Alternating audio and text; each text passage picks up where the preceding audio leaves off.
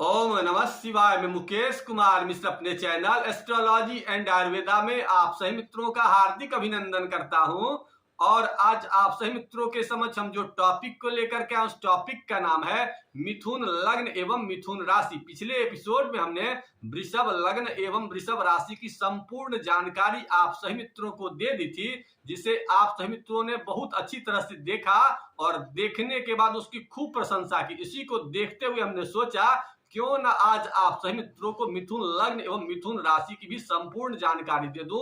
तो सबसे पहले इसे अंग्रेजी में क्या बोला जाता है इसकी चर्चा कर देते हैं। तो मिथुन लग्न एवं मिथुन राशि को अंग्रेजी में जेमिनी के नाम से पुकारा जाता है। अब इसके जो मुख्य ग्रह इसके अंतर्गत आते हैं वो बुध ग्रह को इसका स्वामी ग्रह बताया गया है। अब इसके बनावट की चर्चा करते हैं। मिथुन राशि का आखिर निर्माण कैसे हुआ? तो मिथुन राशि का जो निर्माण हुआ मृगशिरा नक्षत्र के 2 चरण से, आद्रा नक्षत्र के 4 चरण से और पुनर्वसु नक्षत्र के 3 चरण से। यानी मृगशिरा जो आता है मंगल के नक्षत्र होते हैं और आद्रा जो आता है वो राहु का नक्षत्र होता है और पुनर्वसु गुरु के नक्षत्र। इन तीनों ग्रहों के हिसाब से देखा जाए तो इन तीनों ग्रहों के मिश्रण से इस राशि का निर्माण हुआ।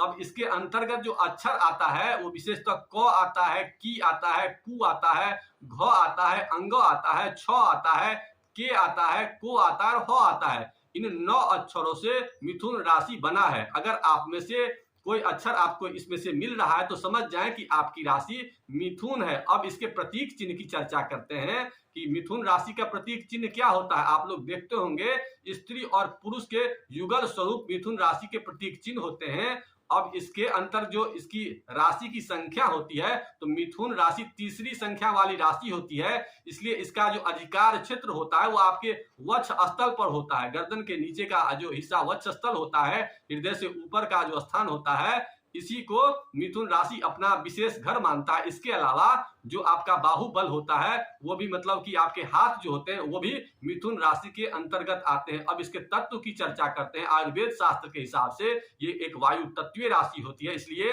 वात प्रधान ऐसे लोग विशेष रूप से होते हैं। अब इसकी जो राशियां होती है 2 स्वभाव राशियां होती है, तो इसलिए इसके अंतर्गत चर का भी गुण होता है और स्थिरता का भी गुण, मतलब चंचल प्रवृत्ति भी इनमें होता है और स्थिरता वाला, दोनों प्रकार के इनके स्वभाव होते हैं। अब इसके वर्ण की चर्चा करते हैं। तो इनका जो वर्ण होता है विशेषतः मिथुन राशि का वो हरित वर्ण का होता है और जाति में अगर देखा जाए तो इसको शुद्ध राशि का माना गया है और स्त्री पुरुष में इन्हें पुरुष का अधिकार प्राप्त है।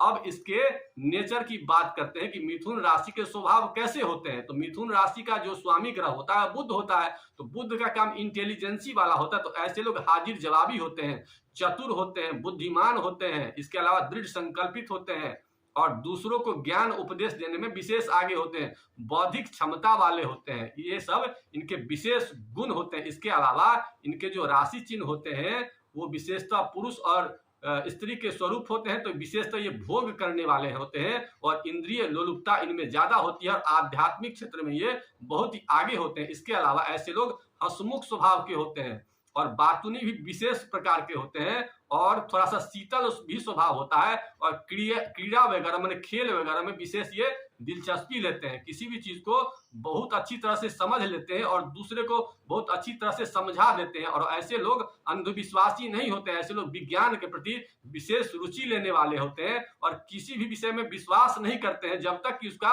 स्वयं अनुभव नहीं कर लेते हैं। तो गहराई तक जाकर किसी चीज का ज्ञान करने की विशेष प्रवृत्ति होती है और साहसी भी होते हैं। अगर अंदर से घबरा भी जाते हैं तो दूसरे आदमी इनको समझ नहीं सकते कि ये घबराए हुए होते हैं। ये सब इनका विशेष गुण है। और विशेष गुण के बाद अब यह चर्चा करते हैं कि इनके जो मुख्य जो ग्रह होते हैं कुंडली में वो क्या क्या होते हैं, मतलब मित्र ग्रह क्या क्या होते हैं। तो सबसे पहला इनका मिथुन लग्न है, तो इनके भाग्येश जो होते हैं शनि होते हैं और इनका जो ज्ञान वाला जो घर होता है वो शुक्र होता है। तो इनके जो विशेष मित्र होते हैं वो शनि होते हैं और साथ ही साथ शुक्र होते हैं। शुक्र, बुध और शनि तीनों एक दूसरे में मित्र होते हैं। तो शुक्र और शनि को अगर मजबूत कर लिया जाए और बुध इनका लगने से ये 3 चीज को अगर मजबूत कर लिया तो इनका विशेष तौर पर इनको पीछा करने वाला कोई शख्स नहीं होगा। तो सबसे पहले अब यह चर्चा करते हैं कि इनके धन का जो ग्रह होता है वो कौन होता है। मिथुन लग्न के जो धन कारक ग्रह होते हैं वो दूसरे स्थान में चंद्रमा 4 नंबर लिखा होता है, इसलिए चंद्रमा को अगर मजबूत कर लिया जाए तो दिन के जो सोर्सेज होंगे आने में उससे कोई दिक्कत नहीं। इसके अलावा इनका जो एकादश भाव का स्वामी होता है वो 1 नंबर होता है। तो मंगल को अगर मजबूत कर लिया जाए तो बैंक बैलेंस भी बढ़ेगा। अब इनके सुख के माने चतुर्थ भाव का जो घर होता है वो कन्या राशि होता है, 6 नंबर होता है। तो इसका जो स्वामी ग्रह होता है बुध होता है। तो बुध और इनका लग्नेश भी है और चतुर्थ घर का भी स्वामी है।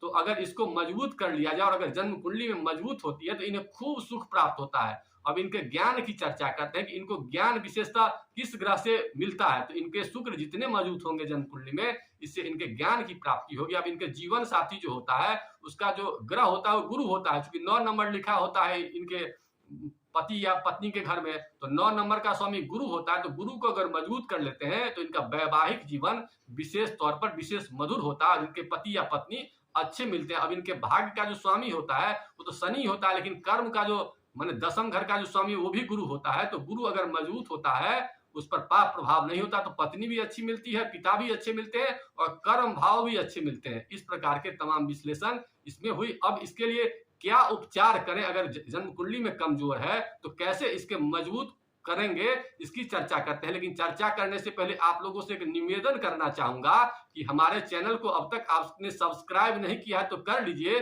साथ ही साथ अगर आपके अगल बगल में कोई मित्र हैं जिनको आप भेज पाइए, अपने शेयर कर पाइए, तो उन्हें भी भेजिए। और साथ ही साथ अगर आप लोग अपनी जन्म कुंडली का विश्लेषण करवाना चाहते हैं या ज्योतिष शिक्षण चाहते हैं तो नीचे दिए नंबर पर संपर्क करके उस जानकारी को प्राप्त कर सकते हैं। अब यह बात करते हैं कि जिन लोगों का मिथुन लग्न है, मिथुन राशि है, उन लोगों को क्या क्या विशेष उपाय करना चाहिए। तो सबसे पहले इनके जो इष्ट देव होते हैं वो पंचम घर से इष्ट देव देखा जाता है। दुर्गा माता इनके इष्ट देव होते हैं। तो दुर्गा की जितनी आराधना ये लोग करेंगे उतने ये लोग भाग्य के करीब जाएंगे, मतलब ज्ञान इन्हें मिलेगा और ज्ञान से भाग्य को प्राप्त कर सकते। और भाग्य कारक जो ग्रह होता है वो शनि होता है। तो जितना शनि को मजबूत करेंगे उतना आपका भाग्य वृद्धि होगा। तो सबसे पहले दुर्गा की आराधना कीजिए। उसके एक मंत्र को आप लोग लिख लीजिए, ओम ऐंग नमः स्वाहा या ओम श्रीम नमः स्वाहा। इस मंत्र को अगर आप लोग जपते हैं तो विशेष रूप से आपकी जो इष्ट देवी होती है माँ दुर्गा विशेष रूप से प्रसन्न होती है। और भाग्य को मजबूत करने के लिए आप लोग अपनी जिंदगी में हमेशा ये ध्यान रखिए कि देर रात मत जगिए और नौकर चाकर से हमेशा मधुर संबंध बनाइए। अब आपके मुख्य ग्रह जो होते हैं वो बुध होते हैं। चूंकि लग्नेश आपका बुध होता है मिथुन लग्न का, तो मिथुन लग्न के लोगों को क्या विशेष उपचार करना चाहिए ये भी लिख लीजिए। चूंकि मिथुन लग्न ही आपके लग्न का स्वामी ग्रह होता है। अब इसके सबसे पहले इसमें इसका जो कलर होता है वो हरा होता है। तो हरे चीज का अपने भोजन में विशेष रूप से प्रयोग करिए। हरी चीजों का विशेष रूप से फलहार वगैरह जो होता है, हरा चीज का फल वगैरह सब्जी वगैरह उसका विशेष रूप से प्रयोग कीजिए। और अपने भोजन में हरी मिर्च का प्रयोग जरूर करिए। लाल मिर्च नहीं कीजिए लेकिन हरी मिर्च जरूर करिए। और खट्टा सामान नहीं कीजिए। और बुध का जो विशेष संबंध होता है वाणी से संबंध होता है, तो अपने वाणी को संयमित रखने का प्रयास कीजिए। इसके अलावा कभी कभी मौन व्रत का भी धारण कर लिया कीजिए। और पेड़ पौधा की सेवा विशेष रूप से कीजिए। और बहन बुआ बेटी की विशेष रूप से बुधवार को उनसे या तो बात करिए, नहीं तो अगर बहुत ज्यादा जन्म कुंडली में बुध कमजोर है तो उन्हें हरा रंग का कोई सामान, फल या सब्जी वगैरह या कोई भी हरा चीज जो उन्हें प्रिय हो उसका भी कभी कभी दान दे दिया कीजिए। इसके अलावा आप 2-3 चीज और कर सकते हैं कि अगर हिजरा वगैरह कभी दिखे तो हिजरा वगैरह से भी कोई सिक्का लेकर के अपने पास रखेंगे तो आप देखेंगे बुध जनित जितनी भी समस्याएं हैं उन सब समस्याओं का समापन हो रहा है और आपके जिंदगी में विशेष प्रकार के आनंद की अनुभूति हो रही है। इन तमाम उपायों को करिए और उपायों को करने के बाद आप देखेंगे कि आपके जिंदगी में विशेष बदलाव हो रहा है। और अगर आप विशेष रूप से परेशान हो तो विशेष रूप से आप अपने स्किन इन्फेक्शन को विशेष, अगर आपका ग्रह खराब होगा बुध तो आपके स्किन इन्फेक्शन करेंगे। तो स्किन इन्फेक्शन जब भी आपके शरीर में हो तो विशेष रूप से आपको अलर्ट होना चाहिए।